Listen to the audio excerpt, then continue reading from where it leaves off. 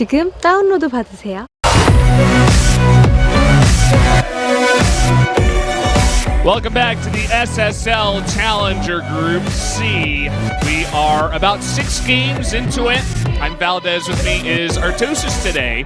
And we've been having a bunch of fun. There have been some good games, some bad games. Some in-between games. Yeah. It's well, I mean, when you're doing 30 games in a day, you're going to get everything. Not every game can be fantastic. And you get different matchups, too. Not just race matchups, but player matchups where it's like, oh, this guy is so much better than the other guy. But they both made it through the qualifiers, so we've had some of those games, too, which haven't been the most enjoyable. But. You know, we might have that coming up with the way Rogue's been playing. He's going up against aLive, who's crushing everyone so far. Oh, boy. So this could be very one-sided. It's on aLive's home map, Ruins of Endion. So I'm hoping that Rogue really drops Lings and Queens into his base. He goes for a Roach Ravager all-in or something, even though it's got a really big rush distance. I mean, he's got to try something. That's like the one map where we need to see some away cheese. It needs to be 100% away cheese. I don't want to see any straight-up games here between Rogue, right? Okay, so here's the matchup. As we were saying, aLive versus Rogue. aLive looking like a sick nerd baller so far. Yeah, he's kind of crushing through this group with his Harry Potter glasses, and I'm like, it really looks like he's almost out of it already with the way he's performing. Like, if he gets 3 more wins, that's basically it. 3 out of 7 games, I think he can do it. You're right. I mean, all you need to get out of the group usually is 6 wins. We haven't had any crazy tiebreakers where there's like 4 players getting 6 wins and the other players somehow go like 0-10. I don't even know if that's possible, but usually the magic number is 6 wins or 6 losses to get it out of the group or into the next round. Which makes sense, right? Because it's like right above 50% and someone crushes the group. Yeah. And the group crusher so far looks like it's going to be aLive, but... And he may be able to do it once again here on Ruins of Endion, game number 7. They got me in the sights. No surrender, no trigger, fingers go. Living the days.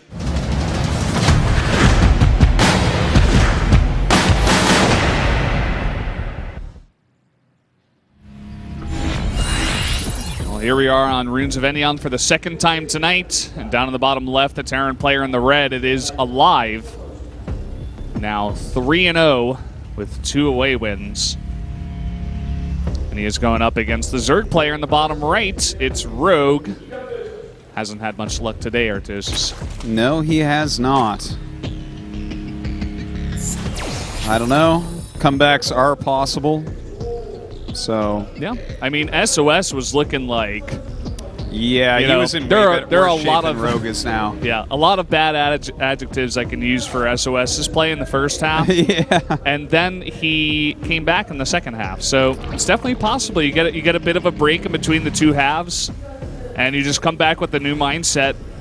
Maybe a bit of a desperate one where you say to yourself, I need to win 4 or 5 games even to come back and have a chance, or else I am just not playing in this league for the rest of the year. That is so tough too, because of course GSL qualifiers, we're in Code A right now. Some of these guys already knocked out.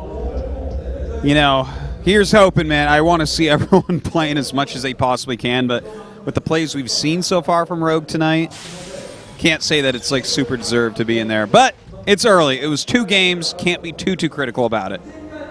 Yeah, I think the main reason we're being so critical is just because it's been very one-sided in both the games that he lost in.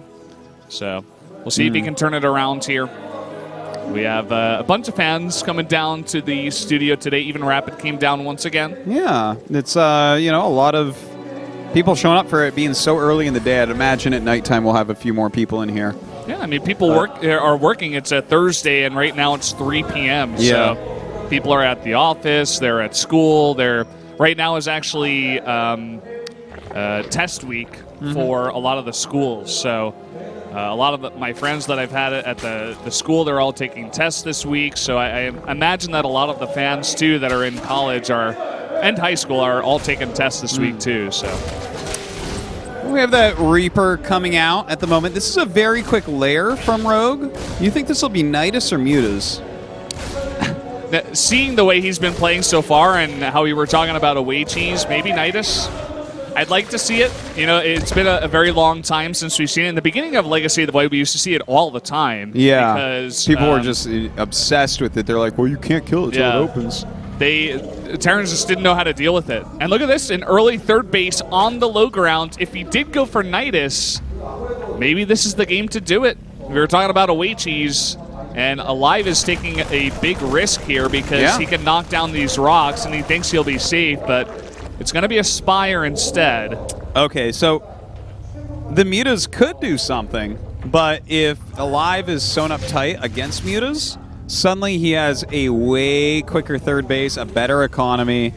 Thing is, a lot of times when you go for this quick third command center, you're going to, especially against two-base Mutas, you're always going to be ahead on upgrades. So that can be a little bit rough. You have to get some amount of damage done with the Mutalisks, and I guess that's really what we're waiting to see here from Rogue. I mean, the Mutas are going to be coming about as fast as they possibly can in this game. That Spire is going to be done around 4:15, 4:20, I'd say, and that's a pretty nice number to end on right there. We'll see if it actually comes down to that. I'll be watching, as I'm sure the rest of the Twitch chat is going to be watching too. It's a very important moment in this game. Is it 4 minutes and 20 seconds and 69 hundredths of a second? Oh, yeah, that's the perfect one. Is that it, Valdez? Oh, yes.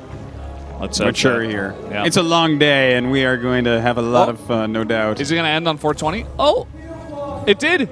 It actually did. Wow. Oh, man. Listen, Rain Man. I thought the Raincaster was casting with the Koreans. No, man. But he's up here with me. He's actually the imposter Raincaster. Yeah. Those of you who don't know, the ex-pro gamer Rain, the champion, one of the greatest defensive Protosses of all time. Oh, yes. Is a caster here at Spo now for SSL.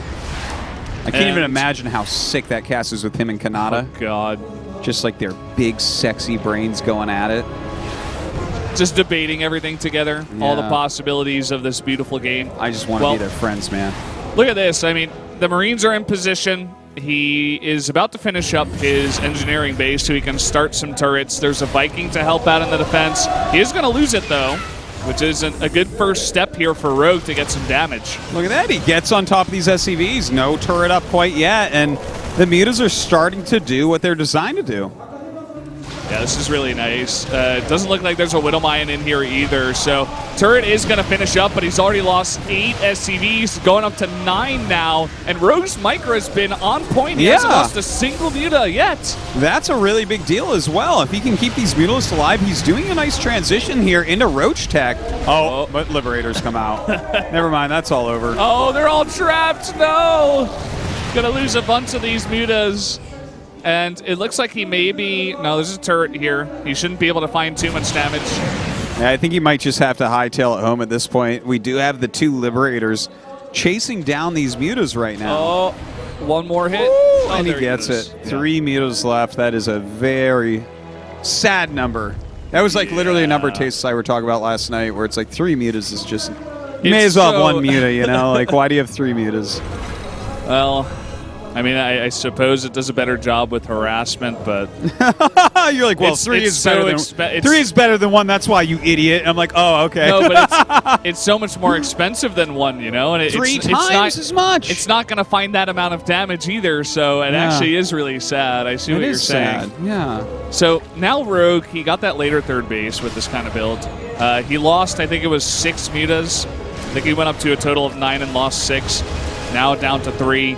And now aLive can even start dropping a bit because with 3 Mutas, that's not really going to be able to shut down harassment too easily. You can't kill a medevac with 3 Mutas. It doesn't happen. See? Like, hey, you're yellow now. It's like, yeah, we don't care. Hey, he's orange now. I mean, yeah, a little bit extra. Hey, even the Liberators are yellow, but guess what? The Mutas are going to be red, and then they're going to be dead. DED. One goes down. Another one is red. And there's a lot of roaches on the ground. Quite a few. aLive can't fight this yet. He's making a huge amount of roaches right now and going across the map very quickly. That third base at minimum will be lifted here. he might be able to bash right into the natural. This seems like it's a really good build order for Rogue to choose here. Good strategy. Get those liberation zones down. You don't want to give him free damage there. And once the liberation zones come down, he's going to delay this a bit until the Ravagers come out. Uh-oh. He sets up the liberation zones, which means he's going to lose them.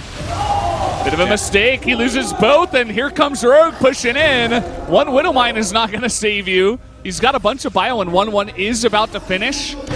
This is a really scary army for Rogue. He is going to run out of roaches rather quickly, so he's got to deal this damage quickly, going right up into this natural. Both of the bunkers will end up falling, but that is a lot of Marines left over. Marines coming in, and Medevac's getting sniped here, and kiting now outside of the range of that tank. That's going to be really nice here for Rogue. aLive can't push too far, and now he's done a bit of damage there at the top of that ramp. He can go up to the third base. 10 SCVs dead so far after the Mutalisk damage. That's kind of nice as well. Does send up just a few units into this third base to kill off the SCVs. That's pretty cute. I mean, just get a bit of damage. You don't sacrifice much. You don't trap your whole army.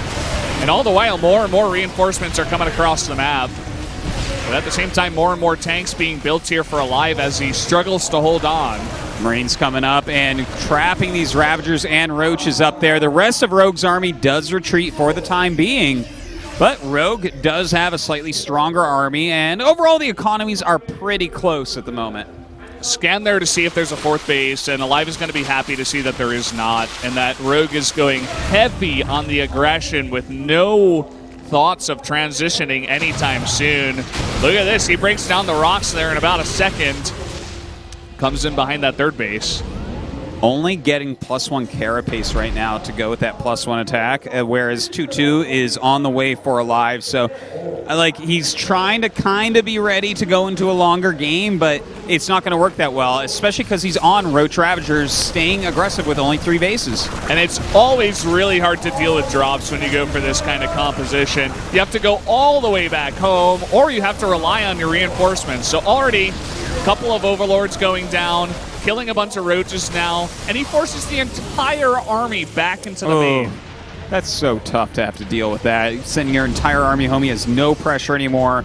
aLive can be in a great position. He can spot the incoming attack and really thwart it. In the meantime, the fourth base being taken by Rogue. aLive sending a medevac up, knowing he has to be taking a fourth base. That's a really good move by aLive. He knows what's coming next, and he's trying to react before it gets up. Nice little move here to come behind the mineral line and get those mules. Now he's going to get on top of these tanks. aLive not in the best position, although now the tanks are in a really comfortable spot at the bottom of this ramp. And this is a huge concave right now for Rogue, though. He's dealing some good damage to the army. The thing is, those siege tanks dealing so much damage to his backline. Has to back up, and in the meantime, this fourth base is going to have to be canceled. There it is. At least he cancels it this time. Unlike Impact, who failed to in his game against, who was that? That was aLive, actually. Same Terran on the same map. aLive, by the way, picking the same map against Zerg when it's his home map, so that speaks a bit to what he feels about this map right now for Terran, what he feels comfortable with. I think it's definitely a smart map for him to choose, right? Like, he can harass so heavily with his medevacs, and anything that Rogue wants to do quickly, he has to go through all those rocks. There's a lot of high ground locations, and aLive is definitely abusing the map very, very well. Yeah, I mean, continuous drops coming out. It's not even like he's overcommitting with drops. He just goes for one at very key moments and key points on the map. You know, just to bring the entire army back or to snipe a fourth base. Those have been the two main drops that he's gone for, and he's held on. I feel like he's in a pretty good spot now. In even bases, Rogue is taking his fourth right now, but not so early. And he should be feeling pretty good about his spot right now. Well, if he gets a cancel on that fourth base, that is just a killer. And in fact, it looks like that is what's going to happen. Nothing going Rogue's way at the moment. You know what? I do have to say, though, Valdez, I feel like he's playing a much better game right now than the first two that we saw out of him. He's cleaned up a lot of the stuff for sure. Yeah. He's taken the game into his own hands, too. He's getting aggressive. Doesn't really want to play a long game on this one, and we'll see how he does as this game progresses. He's maxed out on this composition, just only Roach Ravager with +2/+2. No signs of him transitioning anytime soon. He still does have the Spire, but you know, not going to be doing much unless he wants to get into Greater Spire a little bit later on.